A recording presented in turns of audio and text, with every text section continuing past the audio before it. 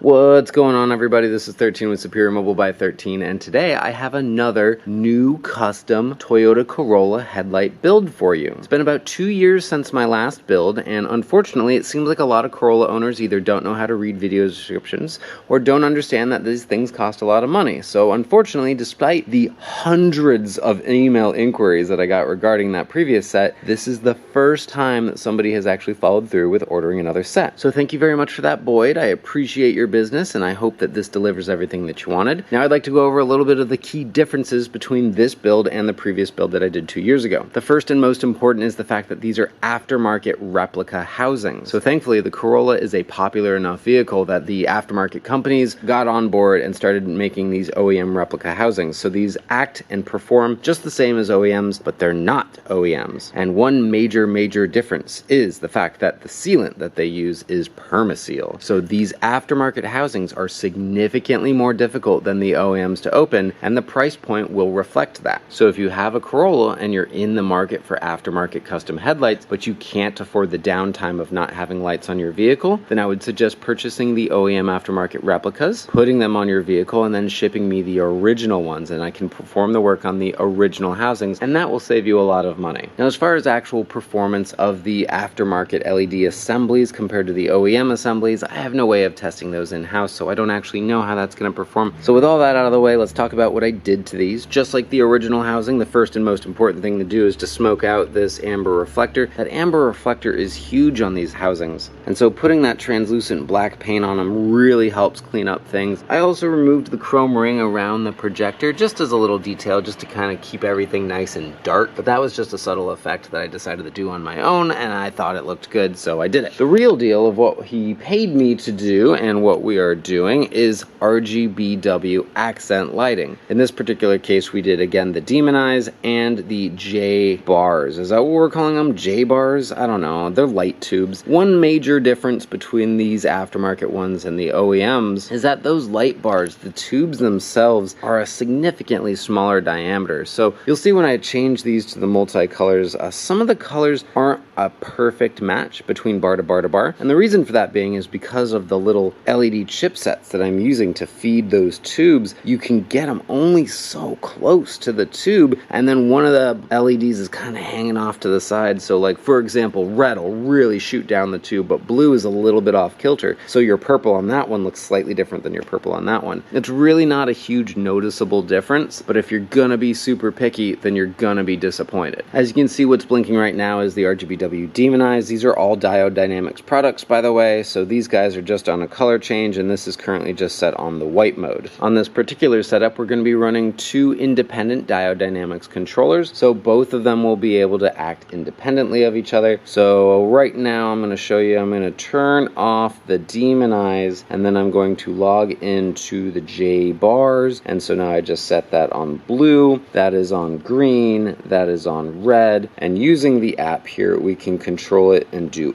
any color we want. Now, if we were getting really frisky, we could totally have these all set up where they would act independently of each other. The only downside there is you're going to have an ish ton of drivers, and the fact that you'd have to log in and out of this app to control each one individually, which kind of doesn't sound like a lot of fun. Now, just to be clear, on these bars themselves, they also do the animations. So right now this is on a green fade on and off. Come on, show me a little green fade. Look at that. But we can also do the standard little 7-color crossfade, so we can have a color shifting event going on.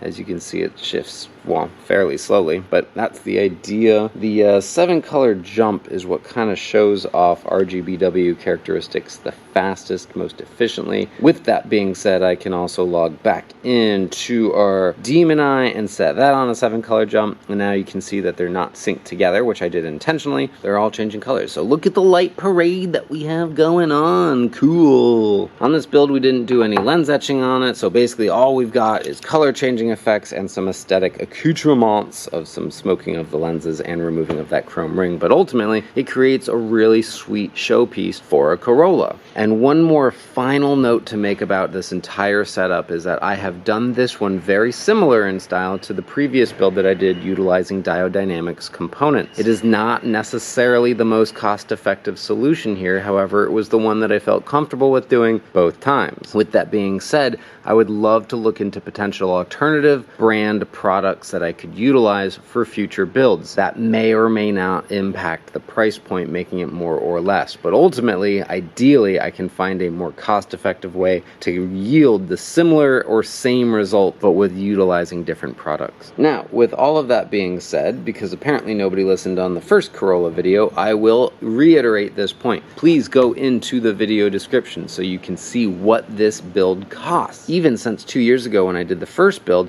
the pricing has already significantly increased on just the parts itself. So I regret to inform you it is still not a cheap service. However, if you're willing to spend the money, I am here to support you. Every set is custom made to order, so just because you see the price in the video description does not mean that this is going to be your final price. That is the price for this particular build. That is all I've got to say on this one. Thank you so much for watching, and you have yourselves a wonderful day. I'll talk to you later.